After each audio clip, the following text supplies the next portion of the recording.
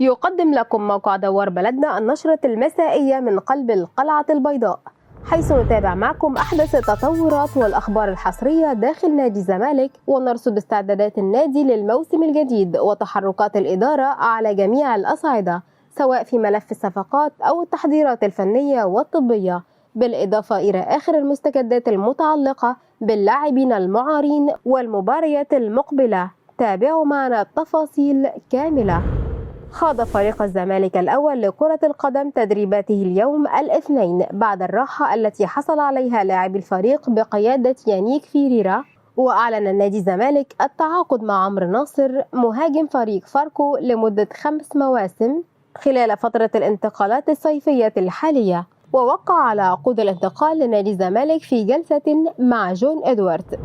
وفي تطور آخر، يبحث جون إدوارد عن حلول أخرى مع مسؤولي بتروجيت بعدما انتهت جلسة الأمس بالفشل لضم حامد حمدان.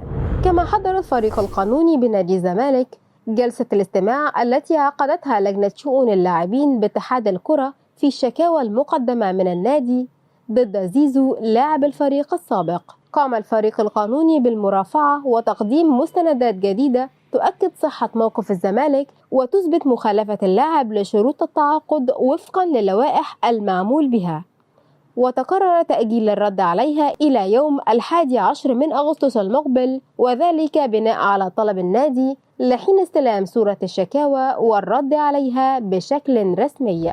وأنهى طلائع الجيش اتفاقه مع الزمالك لضم محمد عاطف في الانتقالات الصيفية الجارية.